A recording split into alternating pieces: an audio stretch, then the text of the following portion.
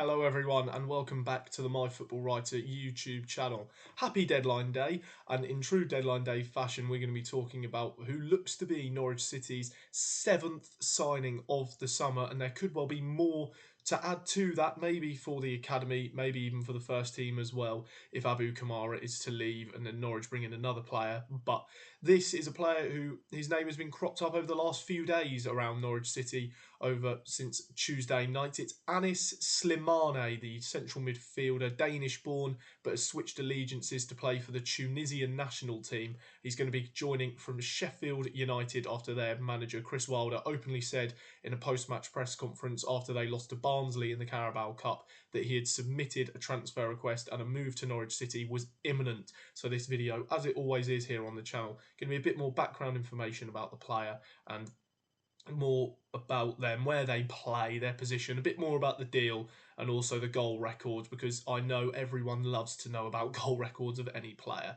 But first things first with Slimane, 23 years old. He would actually be Norwich's oldest signing of the window at 23, which clearly showcases the profile of players that Ben Napper and Johannes Torp have been looking for. They wanted to bring down the age of the squad. They're doing just that. But out of 7 signings, our oldest one, being 23 years old, so still can be categorised under a young age bracket. Of course, to win a Young Player of the Season award, I think the oldest they go is 24, so he's still considered a young player. And as mentioned, a Tunisian international, Danish-born, did actually play for the Denmark under-19s and under-20s. He scored 2 goals in 3 games for the Danish under-19s and then went on to switch allegiances to the Tunisian youth national team, and now he's been playing for the international side. We'll get on to his record for them in a second. But again, a bit of an obscure nation to be signing a player from. Did actually play also before joining Sheffield United, played for Brondby, the same team that Norwich signed Oscar Svartal from over just a week ago. So a player again who Johannes Torp will know very well, having come up against, having managed his Nordsjælland side against. But given the fact Slimane joined Sheffield United at the start of last season when they were in the Premier League, couldn't really get into their team. Again, we'll go on to his record, how many games he played. But of course, Sheffield United had a dismal season last season. He actually even featured as a substitute when Norwich City played Sheffield United at Carrow Road in the 1-1 draw last weekend. But more going on to his position, and he's a left footer, so shock horror. He would be the 6th out of 7 signings Norwich have made in the summer who is a left footer. And Johannes Torp even teased a little bit about left footers, saying in the last preview or his pre-match press conference, there we go, got it out in the end, about how we could finally see 2 left-footed centre-halves playing with one another, as Norwich have got Doyle and Cordoba, but that's not what we're here to talk about. But another left-footer for Norwich City, so maybe he could be playing in that left centre midfield role who ends up advancing a bit further up the pitch, like we've seen a bit of with Marcelino Nunez and arguably Forson Amankwa, who has pressed a bit higher forward, although he mainly plays as sort of the right-sided central midfielder. But you would imagine Slimane is going to be playing on that left side of midfield. He is a central midfielder, just to get that out of the way. So another midfielder coming in for Norwich, having already signed the previously mentioned Forson, and also having brought in Svartal, who maybe is a bit more of an attacking midfielder, but it's another central midfielder for Norwich. He's also played some games as an attacking midfielder and a left midfielder, so he's been utilised a bit more in an attacking sense and played out wide, but his natural position, where he's played the most, is in the centre of midfield.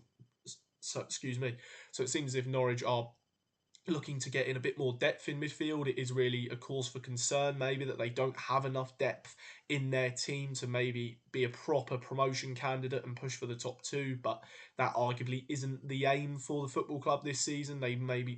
Promotion isn't exactly what they're looking for in this first season, albeit Torp has said this is a team who knows they're capable of doing that, but when the actual players Norwich have got, they haven't got much depth. So again, a bit of a smart signing to bring in Slimane and have another midfield option to be able to utilise. Maybe would he be a starter? Maybe not, because the 3 of Forson, Nunez and McLean seem to be the go-to midfield for Torp. But maybe Slimane could break in and maybe good option off the bench to bring on if you're trying to chase a game or you want to see it out and you need a bit more strength in midfield.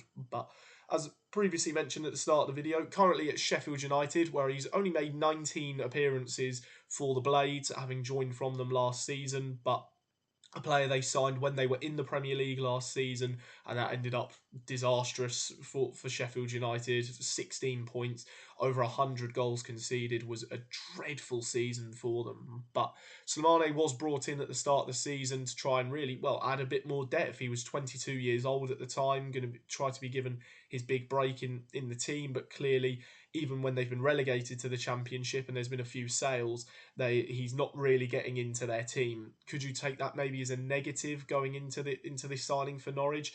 Maybe, because if he couldn't get into a team that got 16 points and conceded over 100 goals over the course of a 38 game season, is that a cause for concern? He having not really played much football for what was a really poor side last season, you think that maybe he would have got more game time because the ones who were playing ahead of him weren't really doing the job right. But maybe he wasn't the favoured personnel. That is probably why he's ended up handing in this transfer request, because if he can't get in the team now, then what's the point of him being there? It's a bit of a wasted signing for a player who is still in his younger years and can utilise a lot of potential. But as I've sort of alluded to earlier, will he be the main starting midfielder for Norwich?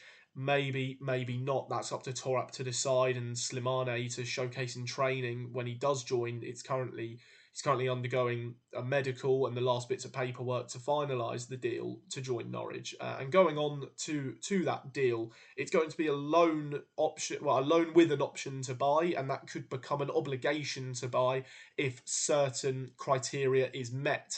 That's not been fully reported as to what the criteria is or what the buy option figure will be.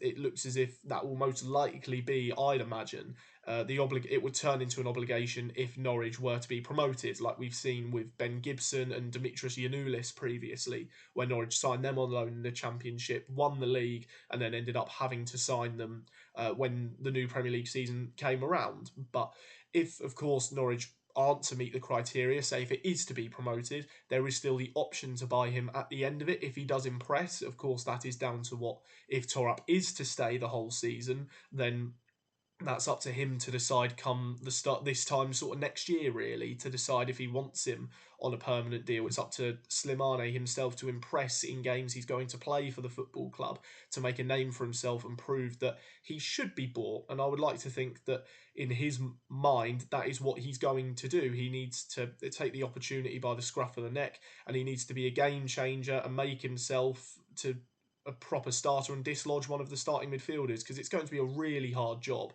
Nunez and McLean have been regulars in the midfield for, well, Nunez for the last 2 seasons, McLean since 2019. You have Forson, who's only just joined but looks such an important player already and such a brilliant attacking minded player. So Slimane's got a lot of work to do if he wants to get into the team, but if he wants to properly leave Sheffield United and become a Norwich player in the future, this is his best chance. He needs to take it properly and he needs to do his best in all of his games. But a loan option, again, seems smart, because with it now being transfer deadline day when I'm recording this and the deal only really sort of emerging over the last 3 days, it's going to be very hard to properly submit an offer, have it accepted, do all the terms. It's probably a lot easier for Norwich to get another loan from a team in their league. The communication will be a lot quicker. They don't have to go through any fees of trying to agree deals and then look at bonuses and sell-ons. Just get the loan done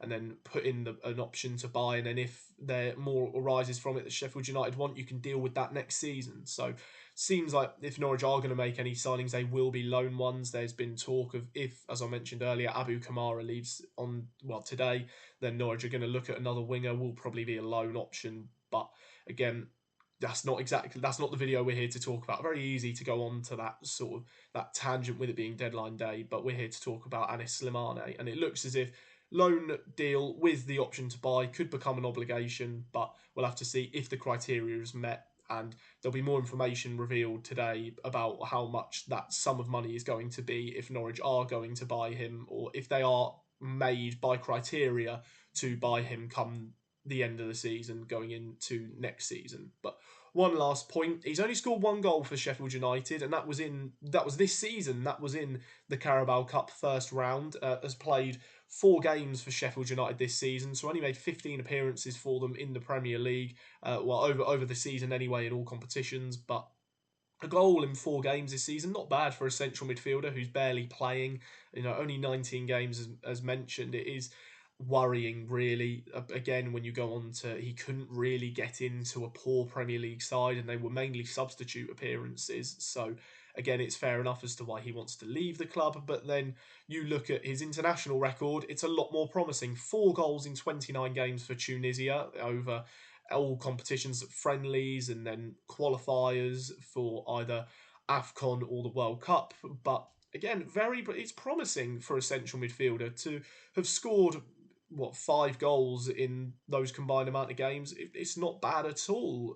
He's certainly looks promising. Of course, with the Danish youth setup, was highly rated to play for the under-19s, and as mentioned earlier, scored 2 goals in 3 games. Went on to play for the under-20s, but then switched allegiances, maybe because he didn't see a pathway into the national team, which, to do that at a very young age, fair play to him if he realised he wasn't going to play. Now he's playing regular international football, so Norwich are going to have another regular international to add to their side. They already have 3 Scots in Angus Gunn, Kenny McLean, and Grant Hanley. They've got an under-21 international in Callum Doyle, albeit he's on loan. They've got Ghanaian international in Forson. They've got a lot of international calibre in their squad, and they're adding another one to that. So again, clearly rated highly by the Tunisian setup and their manager to be playing so many games and getting into their first team. It looks like he's playing well for Tunisia. As I said, 4 goals for a central midfielder in 29 games. It isn't bad going at all. It certainly isn't bad. That's almost a goal every 8 games, which for a midfielder, it's not bad. I mean, the sort of quality of opposition he's coming up against with Tunisia isn't the best, but you would like to think that he's still performing well. And then for Sheffield United, hasn't really had that many opportunities to showcase his talents, and this move to Norwich could finally be that opportunity. But again, it's going to be hard for him to become a starter. He's probably going to have limited minutes, and he's going to be seen more as a depth option. But maybe he could become a starter because Torup knows him well from his time at Brondby, and he would have scouted him, and he'll know all of his talents. So we'll have to wait and see if he breaks into the team. But there you have it. There is your lot on who is most likely going to be Norwich City's newest man. They're just waiting to finalise the bits of paperwork and the last bit of the financial side of the deal. The medical is currently ongoing or has been done, and he looks to be Norwich City's 7th signing of the summer. There could be more to come on deadline day, but we'll have to wait and see on that front. I've been Freddie Humphrey Wakefield. You have been watching the MyFootballWriter YouTube channel. Thank you for watching this video, and let me know your thoughts on the new signing of Anis Slimane in our comments section below. If you even want to write an article about the whole transfer window for Norwich and what you think of it, I'll leave a link to our website in the description so you can sign yourself up for a guest article with your name on it. This has been the MyFootballWriter YouTube channel. We will see you in the next video of ours here on the channel. It's goodbye for now, and we will see you then.